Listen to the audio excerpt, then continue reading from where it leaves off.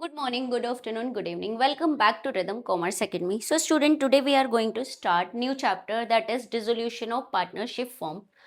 यदि इस चैप्टर के इम्पोर्टेंस की बात करें, वेटेज की बात करें तो 6 to 7 मार्क्स का क्वेश्चन आते ही है. एक दो एमसीक्यू, एक 6 नंबर का क्वेश्चन आ सकता है. ठीक है. First of all dissolution of the partnership firm क्या होता है. देखो अभी हमने कितने चैप्टर्स पढ़े. Chapter 3, chapter 4, chapter 5, chapter 6. Name, change in PSR, admission of partner, ठीक है, retirement of partner, death of partner. All this 4 cases are the example of dissolution. ये सब भी क्या था, डिसोल्यूशन या रिकंस्टिट्यूशन. इसको क्या बोलते थे, डिसोल्यूशन या रिकंस्टिट्यूशन ऑफ पार्टनरशिप. ठीक है, there is a difference. Dissolution of what, partnership, not the firm. आज हम क्या पढ़ने जा रहे हैं, डिसोल्यूशन ऑफ पार्टनरशिप फॉर्म. क्या डिफरेंस समझ में आया. ये भी जितने भी चैप्टर्स पढ़े थे बिफोर दिस चैप्टर वो सब भी काय का केस था, डिसोल्यूशन का केस था. पर वो डिसोल्यूशन क्या था, पार्टनरशिप का था. इसका मतलब एग्जिस्टिंग रिलेशनशिप खत्म, एक नई रिलेशनशिप स्टार्ट. ठीक है, तो डिसॉल्व तो हो गई ना पुरानी फर्म. ठीक है, पुरानी पार्टनरशिप डिसॉल्व हो गई और नई पार्टनरशिप क्या हो गई, स्टार्ट हो गई. But in this situation what will happen, तो look at the definition. As per Indian Partnership Act 1932, dissolution of the firm means what, dissolution of partnership among all the partners in the firm. मतलब पूरी तरह से क्या हो गया, partnership form ही dissolve हो गई. मतलब there is no relationship among the partners now. ठीक है, रिलेटेड टू बिजनेस कोई रिलेशनशिप नहीं है. तो in that situation how to resolve the problems, मतलब कि हम असेट्स का क्या करें, लाइबिलिटीज का क्या करें. ठीक है, अब फर्म तो क्या हो रही है, खत्म हो रही है. तो in that situation we have to resolve what, assets and liabilities. ठीक है, तो mode of dissolution of the firm, एक बार आप ये लोग चैप्टर 7 की जो बिगनिंग है वो पढ़ लेना. एक म्यूचुअल एग्रीमेंट से होता है, एक कंपलसरी डिसोल्यूशन होता है. कंपलसरी डिसोल्यूशन एक बार आ चुका है एमसीक्यू में. तो फर्म में भी कंपलसरीली डिसॉल्व, कौन सी सिचुएशन में कंपलसरीली डिसॉल्व हो सकती है, जब क्या हो, व्हेन ऑल दी पार्टनर्स और all the partners except one become insolvent. या तो सारे पार्टनर इंसॉल्वेंट हो जाए या कोई एक भी क्या हो जाए, इंसॉल्वेंट हो जाए, तो फर्म कंप्लीटली डिसॉल्व हो जाएगी कंपल्सरीली. ठीक है, when business of the firm become unlawful, तो ये क्या होता है, कंपल्सरी डिसोल्यूशन. बाय नोटिस दे के हो सकता है, बाय हैपनिंग ऑफ इवेंट हो सकता है, या फिर डिसोल्यूशन बाय कोर्ट. एक ये क्वेश्चन आ चुका है कि कोर्ट कब डिक्लेयर कर देती है फर्म को डिसॉल्व. ठीक है, तो कोर्ट कब डिक्लेयर कर देती है, डिसोल्यूशन बाय कोर्ट. ये वाला क्वेश्चन भी आ सकता है एमसीक्यू में. तो a partners become a person of unsound mind, यदि पार्टनर क्या हो, अनसाउंड माइंड का हो जाए, या partner become permanently incapable of performing his duties as a partner, a partner found guilty of misconduct which is likely to adversely affect the business of the firm, partnership agreement is breached persistently by the partner और partners. मतलब जो agreement है उसको breach किया, breach किया मतलब तोड़ा है. ठीक है, court find dissolution of the firm justified, the business of the firms cannot be carried on except at loss. ठीक है, जब क्या नहीं हो सकता है, फर्म का बिजनेस कैरी ऑन नहीं हो सकता है. ठीक है, सिर्फ लॉस ही लॉस हो रहा है. तो इन दैट सिचुएशन कोर्ट क्या कर सकती है, डिसोल्यूशन का ऑर्डर दे सकती है. ठीक है, मे पास ऑर्डर, मे पास बोला है. ठीक है, कंपलसरी नहीं बोला है. कंपलसरी समझ लिया ना, कंपलसरी दो सिचुएशन, अनसाउंड इंसॉल्वेंट. ठीक है, और एक और क्या था सिचुएशन, अनलॉफुल. इन दोनों सिचुएशन में कंपलसरी डिसोल्यूशन. तो दिस में be the question of MCQ. तो प्लीज बिगनिंग की थ्योरी जरूर पढ़ लें आप, डिफरेंस पढ़ लें dissolution of firm and dissolution of partnership. ठीक है, तो एक बेसिक डिफरेंस तो मैंने बता दिया है. ठीक है, तो नाउ स्टार्ट डूइंग, मतलब understand the concept related to this topic. ठीक है, तो फर्स्ट ऑफ ऑल अब फर्म क्या हो रही है, डिसॉल्व हो रही है. What about assets and what about liabilities, क्या करें. ठीक है, तो असेट्स को बेच दिया जाए और लाइबिलिटीज को पे ऑफ कर दिया जाए. राइट यही होगा। तो in that situation first situation create होती है for transfer of saleable assets. अब ये सेलेबल क्या होता है भाई? I use this word, this is not given in book, ठीक है, डोंट फाइंड इट, ये वर्ड नहीं लिखा हुआ मिलेगा आपको, ठीक है। तो for transfer of saleable assets, ऐसी असेट्स जो कि आप क्या कर सकते हो, मार्केट में बेच सकते हो या रिकवरी कर सकते हो, ठीक है, that is called what, saleable assets. अब जरा दिमाग लगाओ, असेट्स के बैलेंस कौन से बैलेंस होते हैं? डेबिट बैलेंस होते हैं। ट्रांसफर करोगे तो क्या कर दोगे? क्रेडिट कर दोगे ना, जब भी ट्रांसफर होता है तो उल्टा होता है, ठीक है। इसका मतलब मुझे असेट्स को तो क्या करना है, ट्रांसफर करना है, ठीक है।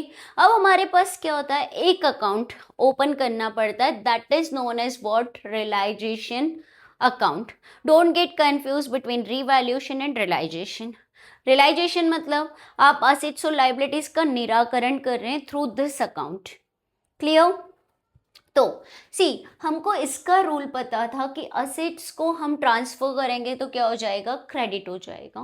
तो डेबिट कौन हो जाएगा, realization account. Here assets are close, game over, fine, समझ में आ गया इतना। तो फिर ये सेलेबल ऐसे तो समझ में आ रहा है सुन के, इसका मतलब कौन सी असेट्स को छोड़ना है जो कि ट्रांसफर नहीं होगी। तो कैश को ट्रांसफर करोगे क्या, क्या बोलोगे क्या, ले भैया मेरा 100 का नोट 200 में ले ले, या 100 का 50 में, कैश को बेचने जाओगे क्या, नहीं ना। तो cash will not transfer, bank balance जो है वो ट्रांसफर नहीं होगा, ठीक है। प्रॉफिट एंड लॉस का डेबिट बैलेंस, डेबिट बैलेंस क्या इंडिकेट करता है, लॉस, लॉस इंडिकेट करता है ना। लॉस को किसी को आप सेल कर सकते हो क्या भाई, नहीं ना, ठीक है। एडवर्टाइजमेंट सस्पेंस, ये तो एक्सपेंसेस है, किसी को एक्सपेंसेस बेच सकते हो क्या, नहीं। तो what I have written over here, except cash, bank या लॉस, ठीक है, एंड एडवर्टाइजमेंट सस्पेंस। यदि आपकी असेट साइड ये 4 आइटम दिखे तो इनको ट्रांसफर नहीं करना है। एम आई क्लियर, कोई डाउट, फाइन। अब इसमें गुडविल भी आ जाएगा, ठीक है, यहाँ पे गुडविल भी आ जाएगा, goodwill is also saleable assets, ठीक है, क्योंकि आप तो बिजनेस बेच रहे हो, ठीक है। अपीयर्ड गुडविल जो है आपकी, यहाँ पे वैल्यूड गुडविल का रोल नहीं होता है, अपीयर्ड गुडविल का होता है, ठीक है। तो वो भी क्या हो जाएगी, बिक जाएगी, फाइन। क्या समझ में आ गया फर्स्ट एंट्री। चलो रिकॉल करो, असेट्स के बैलेंस कौन से बैलेंस होते हैं, यदि ट्रांसफर करोगे तो क्या करोगे। तो हमारे पास एक नया रास्ता ओपन किया हमने, वो कौन सा है, रियलाइजेशन अकाउंट। तो realisation account debit to saleable assets, कौन सी वैल्यू पे ट्रांसफर करोगे, एट इट्स बुक वैल्यू। कौन सी वैल्यू लोगे, बुक वैल्यू मतलब which is given in your balance sheet. Am I clear, कोई डाउट, फाइन। ये लिख, कल नोट्स कहाँ लिखे थे, लिखो आगे, ठीक है। Now for transfer of outside liabilities, हम किसकी बात कर रहे हैं, आउटसाइड लाइबिलिटीज की बात कर रहे हैं, ठीक है। आउटसाइड लाइबिलिटीज कौन सी होती हैं, लाइक क्रेडिटर्स, कोई आउटस्टैंडिंग एक्सपेंसेस हो, कोई लोन हो, किसी से उधार लिया हो, ठीक है, दैट इज कॉल्ड, नहीं आउटसाइड नहीं है पार्टनर, ठीक है। तो आउटसाइड लाइबिलिटीज के बारे में बात करें तो लाइबिलिटीज के बैलेंस कौन से बैलेंस होते हैं, क्रेडिट होते हैं। ट्रांसफर करोगे तो क्या हो जाएगा, debit. See outside liabilities account debit to realisation account, again which value, book value. क्या ये समझ में आ गया, very simple, if you know the concept you can easily solve it, fine, इतना समझ में आ गया। Next, reserves are not most important, ठीक है, most important, reserves are not transfer to realisation account. General reserve की बात करो, ठीक है, बट और कौन से, वर्कमैन कंपनसेशन रिजर्व के लिए एक्सेप्शन है, वो हम अभी डिस्कस नहीं कर रहे हैं। कंटिजेंसी रिजर्व है, ठीक है, तो ये क्या नहीं होते, ट्रांसफर नहीं होते रियलाइजेशन में, ठीक है। बट रिजर्व्स एंड प्रोविजंस, क्या बात कर रहे हैं, reserves and provisions made on assets, जो काय पे बनाए गए, असेट्स पे बनाए गए, are transfer to realisation account. बताओ कौन सा रिजर्व असेट्स पे बनता है, investment fluctuation reserve, general reserve नहीं बेटा, इन्वेस्टमेंट फ्लक्चुएशन रिजर्व, इन्वेस्टमेंट पे बनाया है ना। मतलब देखो अब इसको कोरिलेट करो, reserves are not transferred to realisation account but reserves and provisions made on assets. जो काय पे बनाए आपने, असेट्स पे बनाए, they that are transferred to realisation account. Am I clear? याद रहेगा, ठीक है। तो मतलब general reserve, contingency reserve transfer नहीं करना है। WCR, होल्ड ऑन, WCR के लिए एक्सेप्शन है, वो भी वैसे ट्रांसफर नहीं होता है, पर उसका एक एक्सेप्शन है, that we will discuss later on, अब भी नहीं, ठीक है। Fine. For transfer of IFR and provision, अब रिजर्व और प्रोविजन कौन सी साइड लिखे रहते हैं, डूब मरो। बैलेंस शीट में डेबिट क्रेडिट होता है, होता है, तो लायबिलिटीज और क्या होता है, असेट्स होता है। तो रिजर्व्स कहाँ पे लिखे होते हैं, liabilities side, right, remember, liabilities side. तो लायबिलिटीज के बैलेंस कौन से बैलेंस, क्रेडिट बैलेंस। ट्रांसफर होंगे तो क्या कर दोगे, डेबिट। लॉजिकली करोगे तो यू कैन, ठीक है, नहीं तो फिर रटने के लिए कितना रटोगे यार बहुत बड़ी बुक है, 3 बुक्स हैं, वैसे ही बहुत लोड है, ठीक है। तो बेटर है कि कंसेप्ट को समझो। तो हमने 3 एंट्री सीखी, सेलेबल असेट्स को ट्रांसफर करना, असेट्स के बैलेंस डेबिट बैलेंस होते, ट्रांसफर होगा तो क्रेडिट हो जाएगा। हम एक नया अकाउंट ओपन कर रहे हैं, that account is realisation account. तो realisation account debit to saleable assets book value, कोई doubt. Transfer of outside liabilities account debit to realisation account, fine. फिर reserves are not transfer to realisation account but reserves and provisions which are made on assets are transfer to realisation account, clear, ठीक है। तो reserves और provisions के balance credit balance होते हैं, ठीक है। तो क्रेडिट होते हैं तो ट्रांसफर होंगे तो डेबिट हो जाएंगे, तो ये डेबिट करके क्या कर दिया, रियलाइजेशन को क्रेडिट कर दिया। PFDD मतलब provision for doubtful debt and this is provision for depreciation account। यदि ये दिखे तो आप ट्रांसफर कर देना, गेट इट, कोई डाउट, फाइन, नोट्स लिख लेना। Next, now for realization of assets. अब देखो हमने असेट्स ट्रांसफर कर दिए, हमने लाइबिलिटीज ट्रांसफर कर दी, हमने रिजर्व्स ट्रांसफर कर दिए, गेम ओवर। असेट्स और लाइबिलिटीज का गेम ओवर। अब आपके दिमाग में असेट्स का नाम नहीं आना चाहिए, अब आपके दिमाग में लाइबिलिटीज का नाम नहीं आना चाहिए, ठीक है। सी, ये मत रियलाइज करने बैठ जाना, इसका रियलाइजेशन कभी भी नहीं होता है। मुझे बताओ, रिजर्व किसी को बेचोगे क्या, प्रोविजन फॉर डाउटफुल डेब्ट्स मतलब किसी को पे करने जाओगे क्या, लाइबिलिटीज साइड है मतलब पे करने जाओगे क्या, यार रिजर्व का पैसा किसको ढूंढे, किसको पे करके आओगे, तो ये रियलाइज नहीं होते, फाइन, ठीक है। तो अब आपके पास क्या है, 3 रास्ते खुले हैं, ठीक है। कौन कौन सा, अब आपको जब असेट्स बेच रहे हो और जब लायबिलिटीज का पेमेंट कर रहे हो, बहुत ध्यान से सुनना, जब असेट्स बेच रहे हो या लायबिलिटीज का पेमेंट कर रहे हो तो आपके पास कितने रास्ते खुले हैं, 3 रास्ते खुले हैं, ठीक है। कैश बैंक कॉमनली ले रहे हैं, कैश और बैंक कॉमनली, या 4 बोल लो, कैश, बैंक, पार्टनर्स कैपिटल और रियलाइजेशन। अब इसके अलावा आपके दिमाग में कुछ भी नहीं आना चाहिए, एम आई क्लियर। मैंने बोला फर्नीचर रियलाइज्ड 10,000, तो फर्नीचर नाम यूज नहीं करना है, गेम ओवर हो चुका है, क्लोज कर चुके हैं ना, ऑलरेडी क्लोज हो चुका है। फिर से क्या करोगे, फिर से उसको दिमाग में नहीं लेकर आओगे, कुछ चीज़ें भूल जाना ही अच्छा होता है ना, ठीक है। तो ये वही है कि अब असेट्स और लाइबिलिटीज के नाम भूल जाओ। अब आपके पास 4 रास्ते खुले हैं, 1 is cash, 2nd is bank, ठीक है। वो डिपेंड करता है, जैसे मैंने डिस्कस किया था कि नहीं, बैलेंस शीट में कैश दिया हो तो कैश यूज कर लो, बैंक दिया हो तो बैंक यूज कर लो, दोनों दिया हो तो बैंक यूज कर लो, फाइन, ठीक है। दूसरा रास्ता पार्टनर्स कैपिटल। देखो अपन ने पार्टनर्स कैपिटल कहीं भी लिखा था क्या, जब ट्रांसफर किया था तो नहीं किया था। पार्टनर्स कैपिटल खुला है रास्ता, ठीक है। और एक नया रास्ता हमने ओपन किया, that is what, realisation account, am I clear, ठीक है। चलो अब फॉर रियलाइजेशन ऑफ असेट्स, ठीक है, आप असेट्स को रियलाइज कर रहे हो, रियलाइज मतलब बेच रहे हो या कोई और खरीद रहा है, ठीक है। पार्टनर भी खरीद सकता है, फाइन, ठीक है। तो यहाँ पे क्या होगा, या अब देखो असेट्स बेचोगे तो कैश आएगा कि नहीं, असेट्स बढ़ेगी कि नहीं, कैश या बैंक, उसका अकाउंट क्लोज किया था क्या अपन ने, एक्सेप्ट बोला था ना, कैश बैंक, तो ये रास्ते तो खुले, ठीक है। तो असेट्स या तो बेचोगे तो या तो कैश आएगा या बैंक बैलेंस बढ़ेगा, या फिर असेट्स को कौन ले लेगा, पार्टनर ले लेगा।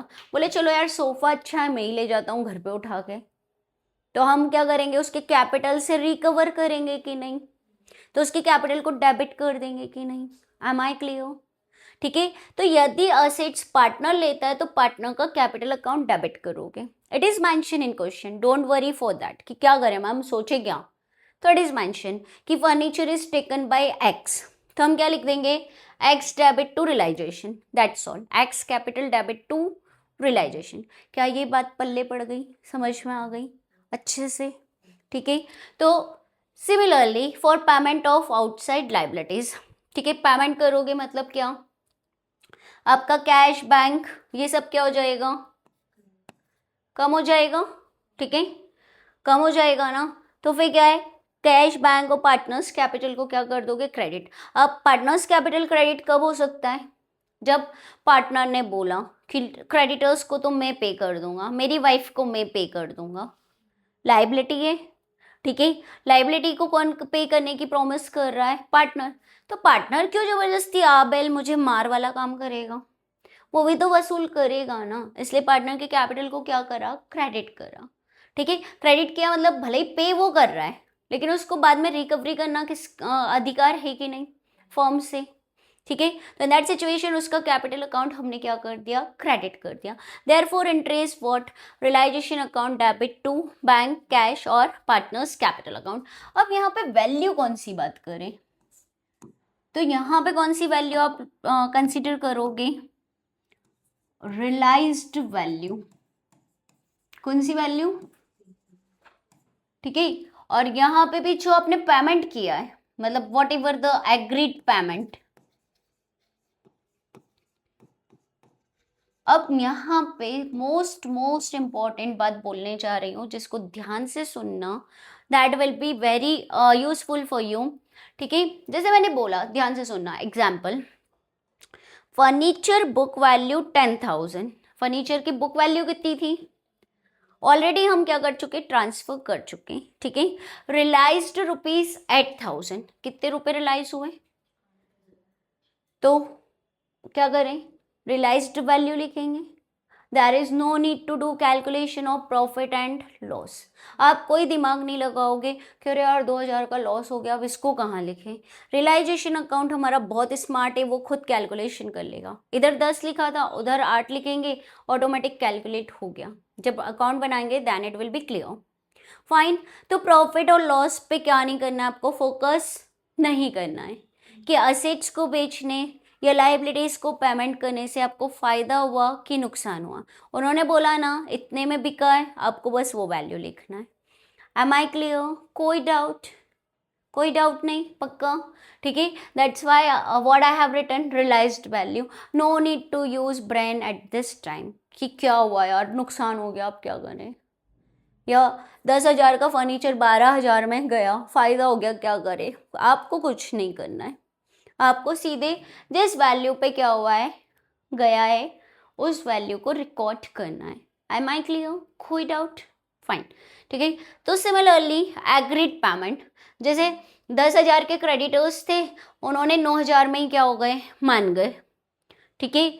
फुल सेटलमेंट, हमने कितना पे किया, 9,000, ठीक है। 1,000 का फायदा हुआ ना, चुप बैठो यार, ठीक है, रियलाइजेशन कैलकुलेट कर लेगा। एम आई क्लियर, तो प्रॉफिट एंड लॉस को एक्सपोज नहीं करना है in this situation. Am I clear, fine. Most important note, if liabilities are settled against assets, यदि लाइबिलिटीज को क्या कर दिया, असेट्स के अगेंस्ट सेटल कर दिया, then there will be no entry up to that extent, ठीक है। आपको क्या नहीं करना है, उसकी एंट्री नहीं करना है। देखो जर्नल एंट्री करना हो तो क्या करोगे आप, जहाँ पे जैसे 3rd नंबर पे ऐसी सिचुएशन आ रही है तो आप वहाँ पे क्या करोगे, नो एंट्री लिख दोगे। बट यदि आप सॉल्यूशन मतलब अकाउंट बना रहे हो तो आपको एक फुटनोट लिखना पड़ेगा, ठीक है, कि मतलब as the liability settled against this and that assets then therefore it is not recorded in the realization account and so on.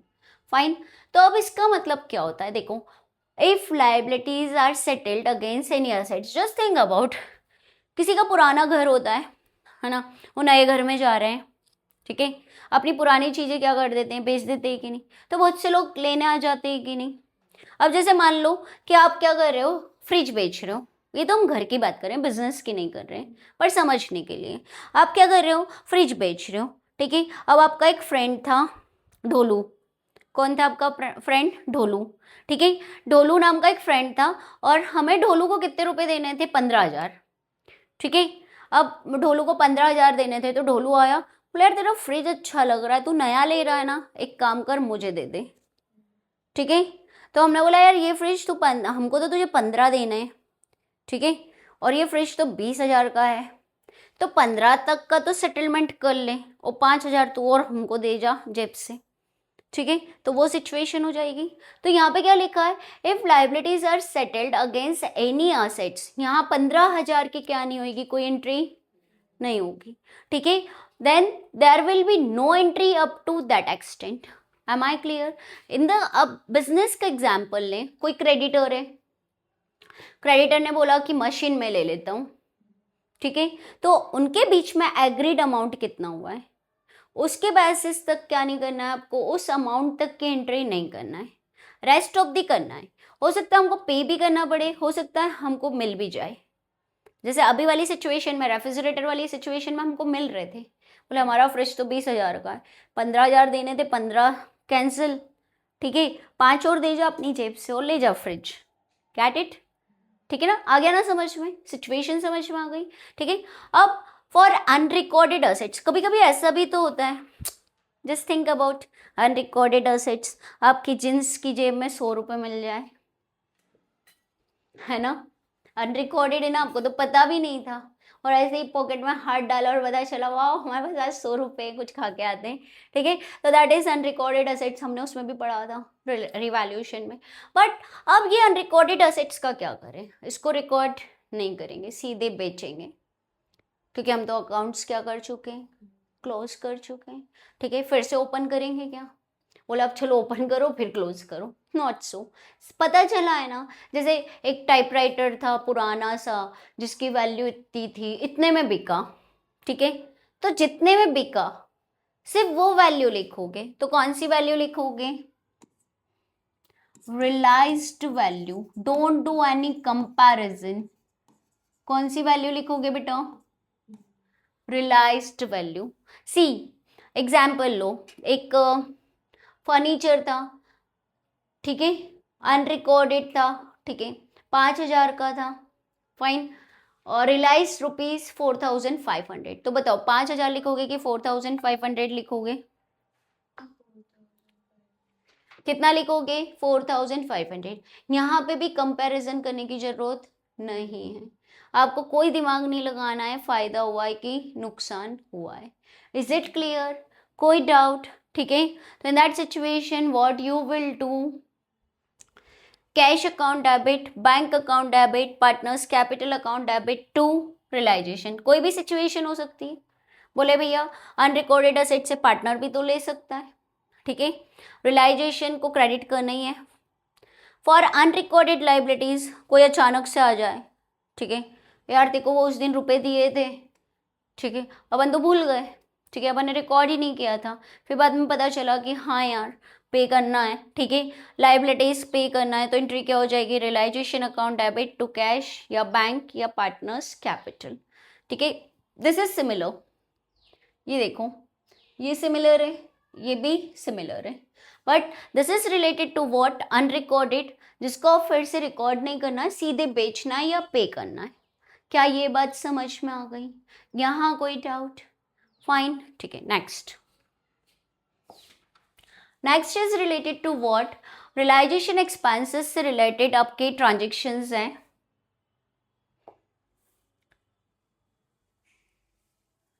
चलो रियलाइजेशन एक्सपेंसेस के लिए I will use the word R plus R dot E, चलो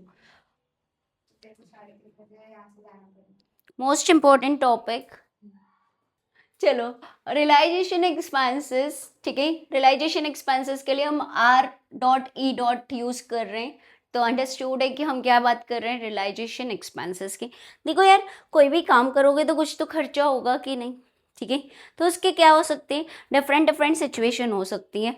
क्या assets आप बेचने जाओगे क्या, ठीक है, या मतलब कोई किसी को तो अपॉइंट करोगे, उसको कुछ खर्चा तो दोगे, जो भी है वॉट एवर, ठीक है, तो स्टिल अभी ये फर्म की ही बात कर रहे हैं हम, ठीक है, तो डिफरेंट डिफरेंट सिचुएशन हो सकती है। तो there are 6 situation of realization expenses.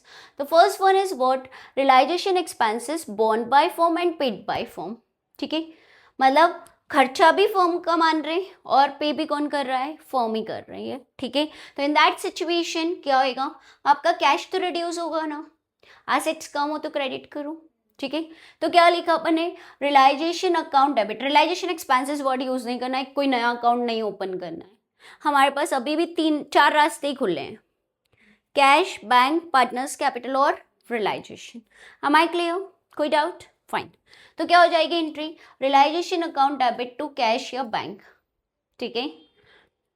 Realisation expenses borne by firm but paid by partner, firm ने बोला यार खर्चा तो मेरा है, पर किसी पार्टनर को बोल दे कि यार तू पे कर दे, on behalf of firm, partner ने पे किया है, ठीक है, खर्चा तो फर्म का है और फर्म का खर्चा है, दैट्स वाई हम रियलाइजेशन को क्या कर रहे हैं, डेबिट कर रहे हैं, ठीक है। तो रियलाइजेशन अकाउंट डेबिट, तो पार्टनर को इतना सीधा तो होगा नहीं कि अपनी जेब से पैसे दिया आएगा, फर्म से वसूल करेगा, तो फर्म से वसूल करने के लिए उसके पास कौन सा अकाउंट है, कैपिटल अकाउंट, तो उसका कैपिटल क्रेडिट कर देगा, भाई बाद में लेंगे हम, सेटल तो करेंगे पैसे, ठीक है। तो पार्टनर के पैसे गए, उससे कोई लेना देना नहीं है, बट फर्म पे क्या इफेक्ट आ रहा है कि फर्म को किसको पे करना पड़ेगा, पार्टनर को पे करना पड़ेगा, ठीक है, इसलिए पार्टनर के कैपिटल को क्या किया, क्रेडिट किया। क्या ये बात समझ में आ गई। Now third situation, realization expenses borne by partner and paid by partner, pay भी किसने किया, एक मिनट, बोर्न बाय फर्म, एक मिनट, एक करेक्शन करो, borne by firm,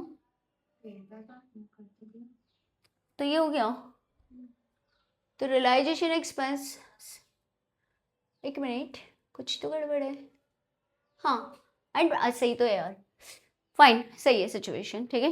realisation expenses borne by partner and paid by firm, तो अब भाई ये फर्म का खर्चा नहीं है, पार्टनर मान बन रहा है कि आज की पार्टी मेरी तरफ से, ठीक है, पर पे किसको करना पड़ रहा है, आपको पे करना पड़ रहा है, आप वसूल करोगे पार्टनर से, करोगे ना, ठीक है, मतलब प्रॉमिस किसने किया है, पार्टनर ने किया है कि भाई आज क्या करेंगे, खर्चा मैं करूंगा, पर पता चला उसकी पॉकेट में पैसे नहीं थे और खर्चा किससे करवा दिया, आपसे, राइट।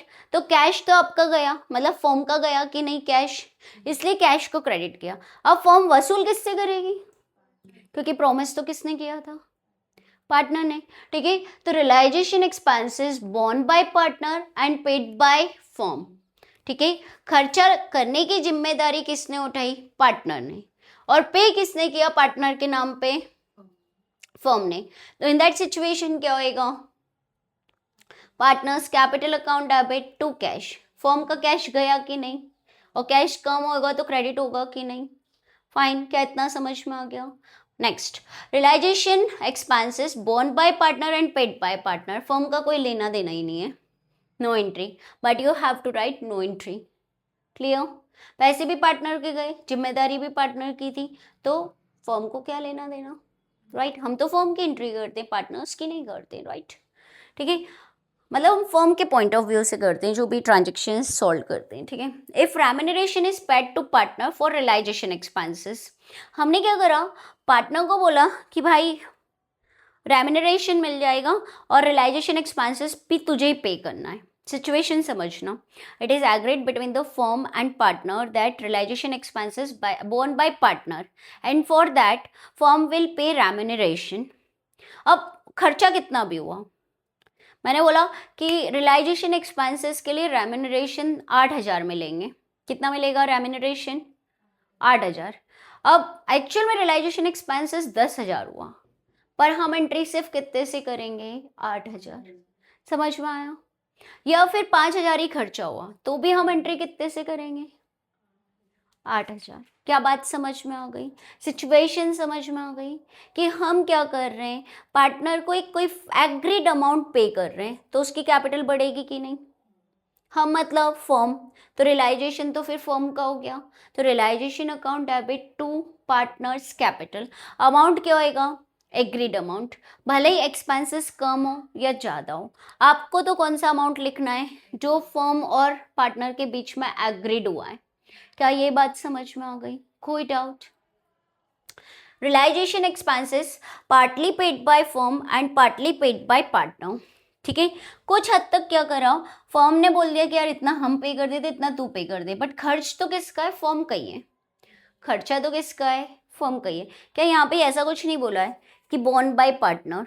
ठीक है, तो realisation account debit to cash, जितना फर्म ने पे कर दिया और जितना पार्टनर ने पे कर दिया उतना क्या लिख देंगे? Partners capital. This is the combination of what? Entry number 1 and entry number 2। Partial भी क्या हो सकता है? पेमेंट हो सकता है। ठीक है, यदि जैसे बोला कि रियलाइजेशन खर्चा कितना है, रियलाइजेशन के एक्सपेंसेस 10,000 है। ठीक है, 4,000 किसने पे किए? फर्म ने पे किए, तो कैश कितना हो जाएगा? 4। 6,000 किसने पे किए? पार्टनर ने पे किए ऑन बिहाफ ऑफ फर्म, तो 6,000 में पार्टनर्स कैपिटल क्या हो जाएगा? क्रेडिट हो जाएगा। देखो, यदि क्वेश्चन आता है 6 नंबर का और जर्नल एंट्री आ जाती, जर्नल एंट्री के चांसेस भी होते हैं साइमल्टेनियसली। ठीक है, तो ये हमारे लिए क्या? एक सपोर्टिव चैप्टर है। If you know the concept you can easily solve the journal entry. तो ये हमारा बेसिक था रियलाइजेशन की एंट्रीज का। ठीक है, नाउ स्टार्ट डूइंग क्वेश्चन, तो और क्लियर हो जाएगा। It will be more clear while solving the questions. ठीक है, बट बिफोर दैट एक और नोट लिखो, नोट लिखो। Yes, one more situation that is related to what? Partner's loan. Partner's loan is not transferred to realization account, but if there is any profit or loss on settlement of loan, यदि loan का settlement कर रहे हैं और उस पर कोई profit या लॉस हो रहा है, ठीक है, तो in that situation that profit और loss transfer to realisation account. For example, किसी पार्टनर का लोन था कितना, मान लो एक्स का लोन कितना था? 10,000। ठीक है, तो हमने क्या कर दिया, लोन के बैलेंस कौन से बैलेंस होते हैं? क्रेडिट बैलेंस होते हैं। क्लोज करोगे तो डेबिट होगा कि नहीं? ठीक है, तो इसको क्या कर दिया? Partners loan account debit. ठीक है, तो पार्टनर्स लोन अकाउंट डेबिट करा 10,000 रुपये, और आपने सेटलमेंट में कितना पेमेंट किया? 9,800। कितने का फायदा हो गया? 200। लॉस की सिचुएशन कम होती है, बट लॉस की सिचुएशन आ जाए तो रियलाइजेशन को क्या कर दोगे? डेबिट कर देना। रियलाइजेशन अकाउंट डेबिट, ये वैसे ही है जैसे रिवैल्यूएशन, प्रॉफिट हो तो क्या करो? क्रेडिट करो, लॉस हो तो क्या करो? डेबिट करो। तो देखो, प्रॉफिट हो रहा था तो क्रेडिट किया कि नहीं, लॉस हो रहा था तो क्या करा? डेबिट किया कि नहीं? ठीक है, तो यदि ऐसी कोई सिचुएशन बनती है तो इन दैट सिचुएशन क्या करोगे आप? उसके मतलब लोन के सेटलमेंट पे जो भी प्रॉफिट या लॉस है that is transfer to realisation account. Am I clear? कोई डाउट? फाइन। ठीक है, yes, one more important situation, जरा इसको स्टार कर लो, मोस्ट कंफ्यूजिंग है। ठीक है, if partners loan is settled against assets of the firm, जैसे ही बच्चे देखते हैं ना बोलते हैं नो एंट्री। हमने क्या बोला था? If outside liabilities are settled against assets, क्या बोला था? If outside liabilities are settled against assets तो नो एंट्री। फाइन, बट यहाँ पे क्या बोला? Situation change. If partners loan is settled against assets of the firm, firm की assets के अगेंस्ट क्या कर रहे हैं हम? पार्टनर का लोन सेटल कर रहे हैं। देखो, असेट्स को बेचते हो तो एंट्री क्या करते हो? कैश अकाउंट डेबिट या बैंक अकाउंट डेबिट या partners capital account debit to realisation. Fine, अब आपके पास क्या कर रहे हो? आप असेट्स तो दे रहे हो और उसके बदले में कुछ नहीं आए, ऐसा तो नहीं हो सकता। तो हम क्या सेटल कर रहे हैं? लोन सेटल कर रहे हैं ना, वो भी किसका? पार्टनर का। तो इंस्टेड ऑफ कैश बैंक वगैरह नहीं लिख के हम क्या लिखेंगे? Partners loan account. जरा अभी इस कैश को हाइड कर दो, इस कैश को हाइड कर दो, आपकी एंट्री क्या हो रही है? Partners loan account debit to realisation account. क्या ये बात समझ में आ गई? कोई डाउट? ठीक है, अब थोड़ा सा क्या हो सकता है कि मान लो लोन का अमाउंट तो कितना है? 1,10,000 है, कितना है?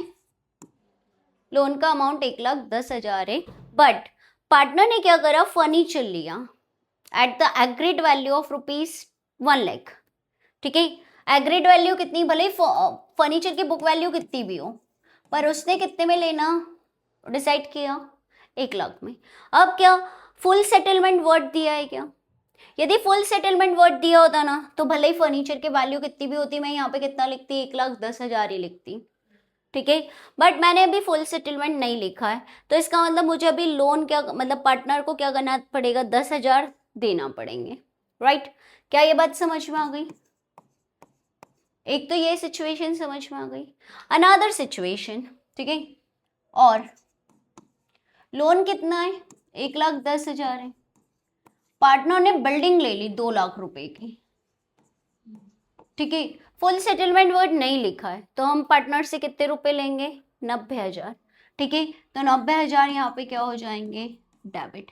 क्या ये सिचुएशन समझ में आ गई? देखो, फुल सेटलमेंट वर्ड नहीं लिखा है तब तक आप क्या नहीं करोगे, डिफरेंस को कैलकुलेट नहीं करोगे। ठीक है, फुल सेटलमेंट वर्ड नहीं लिखा है तो आप डिफरेंस को कैलकुलेट करोगे, उल्टा बोल दिया। ठीक है, और फुल सेटलमेंट वर्ड दे रखा हो तो फिर आप क्या नहीं करोगे, लोन का जितना अमाउंट है उतना ही अमाउंट कहाँ पे लिख दोगे, रियलाइजेशन में। क्या ये बात समझ में आ गई? मोस्ट ऑफ द स्टूडेंट्स गलत करते हैं, ठीक है, बट आई होप आप लोग नहीं करोगे। ठीक है, इससे रिलेटेड एक क्वेश्चन है, इग्नोर ध्वनि वाला कुछ करके है, ठीक है, जो कि एक सैम्पल क्वेश्चन पेपर का क्वेश्चन है, मोस्ट कंफ्यूजिंग क्वेश्चन। जब उस क्वेश्चन को करोगे तो ये वाली सिचुएशन आपको समझ में आ जाएगी, व्हाट आई मीन। क्लियर? ठीक है, let's begin some question so that it will be more clear. So student, let's solve some question. Question number 3 देखें, 1 और 2 is on hold, that we will discuss later on. What journal entry will be passed when unrecorded furniture, क्या बोला, unrecorded furniture, ठीक है, is taken by Sanjay. Sanjay कौन है भाई, partner है, for 15,000 on the dissolution of the firm। क्या furniture नाम यूज करेंगे, इग्नोर, घोर इग्नोर। ठीक है, फर्नीचर नाम यूज नहीं करना है, सीधे आप क्या करोगे, अनरिकॉर्डेड असेट्स को रियलाइज करोगे। ठीक है, अनरिकॉर्डेड असेट से कैश आया है क्या, कहाँ आया है, किसने लिया है, तो कैश आता तो कैश डेबिट करते, पर कैश तो नहीं आया तो किसको डेबिट कर दोगे, पार्टनर। ठीक है, तो what will be the journal entry, Sanjay's capital account debit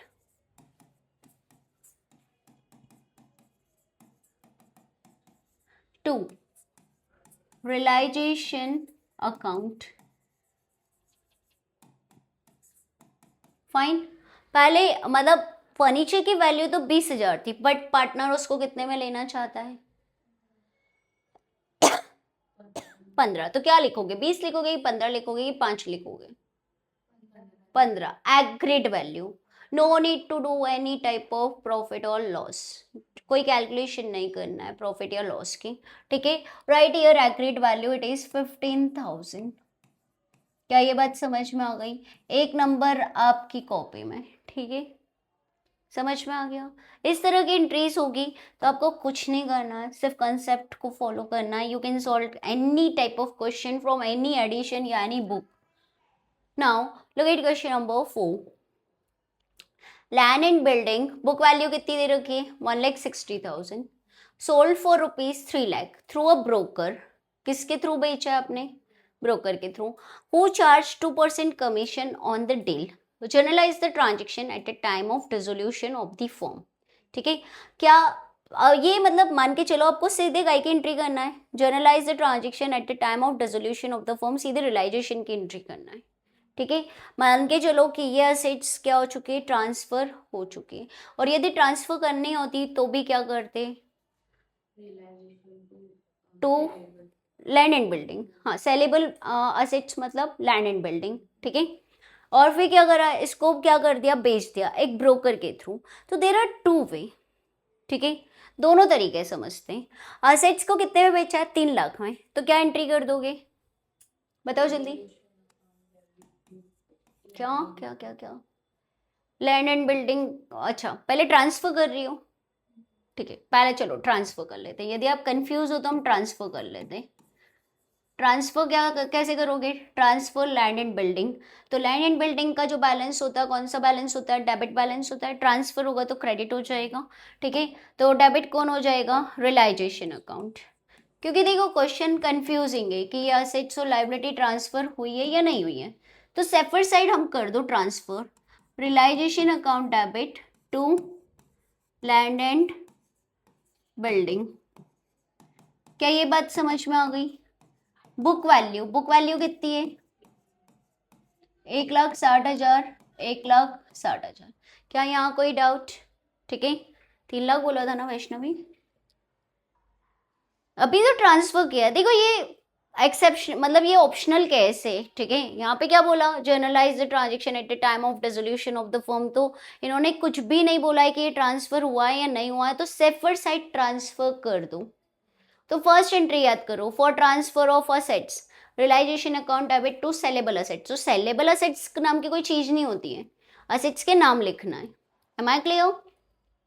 अब क्या हुआ, ब्रोकर के थ्रू हमने इसको बेच दिया और कितने में बिक गई, 3 लाख, लॉटरी लग गई भाई, 1,60,000 की असेट्स कितने में बिक गई, 3 lakh.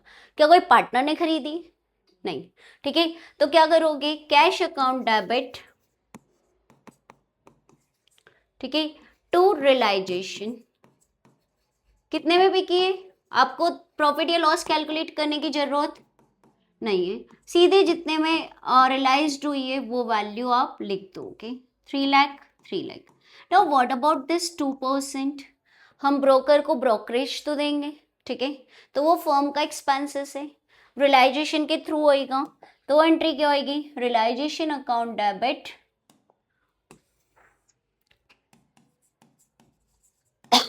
Realisation account debit to cash account. By brokerage वगैरह मत लिख देना, कोई भी नया अकाउंट ओपन नहीं करना है, आपके पास 4 रास्ते खुले हैं, ठीक है, cash, bank, partners capital and realisation, ठीक है।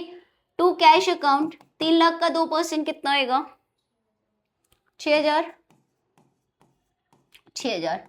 अब इंस्टेड ऑफ दिस 2 एंट्री हम एक एंट्री भी कर सकते हैं, ठीक है, और वो क्या होगी, इस 6,000 को क्या कर दो, इसमें सेट ऑफ कर दो, क्या कर दो,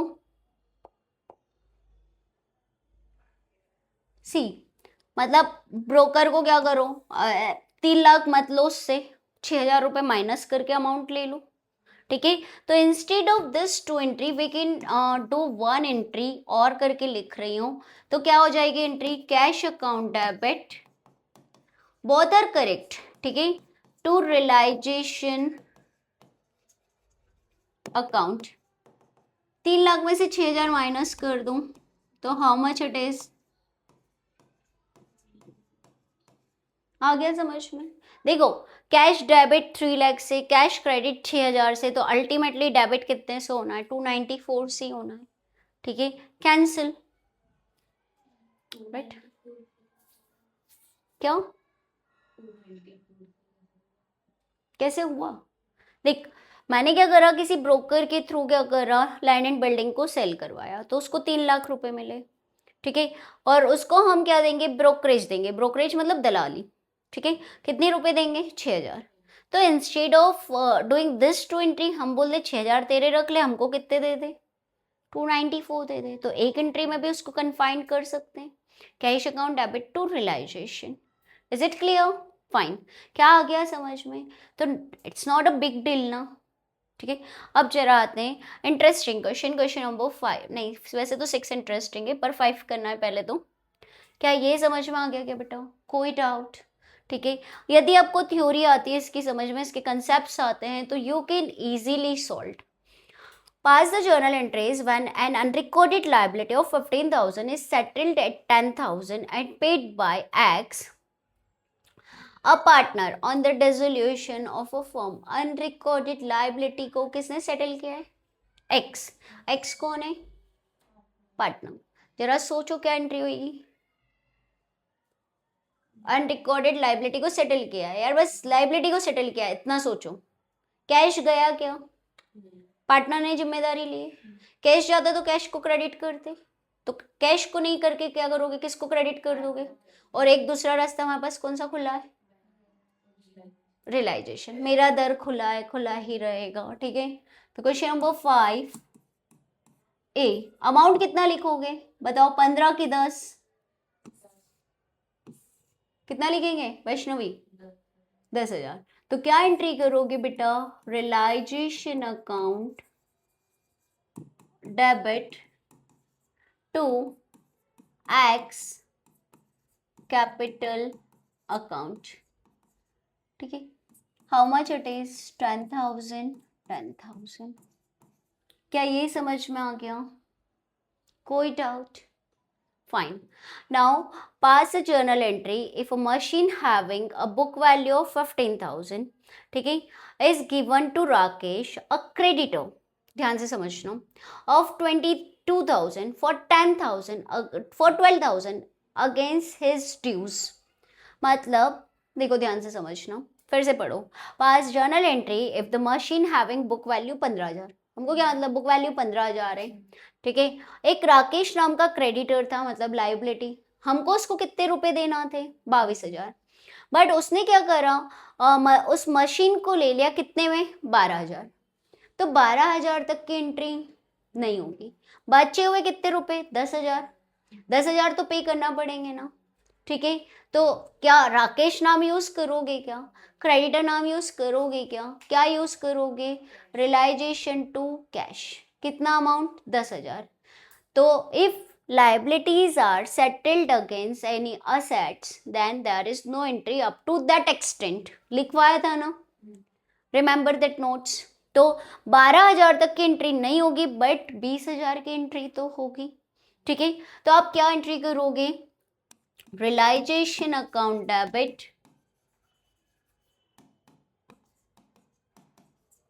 टू कैश या बैंक, चॉइस इज योर्स। कोई पार्टनर ने तो नहीं बोला ना कि मैं पे कर दूंगा, नहीं ना, ठीक है। How much it is? 10,000। क्या ये 10,000 कैसे आया, समझ में आ गया?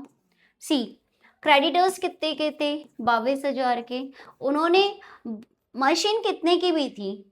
15 की थी, बट उन्होंने कितने में लेना तय किया? 12 में। तो सेटलमेंट कितने का होएगा?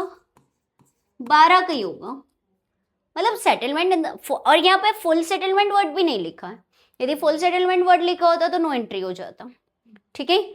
तो इट मीन्स कि हमको अभी भी 10,000 रुपये देना बाकी है। तो बी ऑनेस्ट, अच्छे नागरिक की तरह लाइबिलिटी को पे भी करो, ठीक है, जिम्मेदारी है ना आपकी, ठीक है। One more question then that's all about today. क्या इतना समझ में आ गया? कोई डाउट? आज कैच प्रैक्टिस करोगे तो it will be clear for ever, ठीक है। ऑल क्लियर नहीं?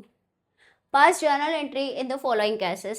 Expenses of realization 600 to be borne by the firm and paid by the Harsh partner. चलो realization expenses वाले कैसे याद करो?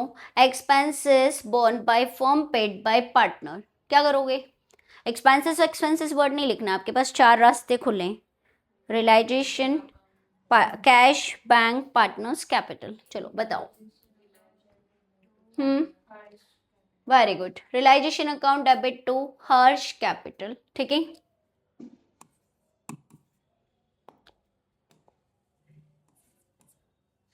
यार बिना फॉर्मेट के एग्जाम में सॉल्व मत करना, नहीं तो मार्क्स कट जाएंगे, और सिर्फ फॉर्मेट बना के आओगे तो कोई मार्क्स नहीं मिलेंगे। ये जो भी मिसकंसेप्शन है ना, इसको दिमाग से निकाल दें। एंट्री क्या होगी? Realisation account debit to Harsh capital account, कितना? 600। नरेशन यार आप लोग वो एग्जाम्पल्स में से देख लेना, नहीं तो इसी को नरेट कर देना, ठीक है। Now, Mohan, one of the partner of the firm, was asked to carry out dissolution of the firm, for which he was allowed a salary of rupees 20,000. Expenses for dissolutions were rupees 5,000.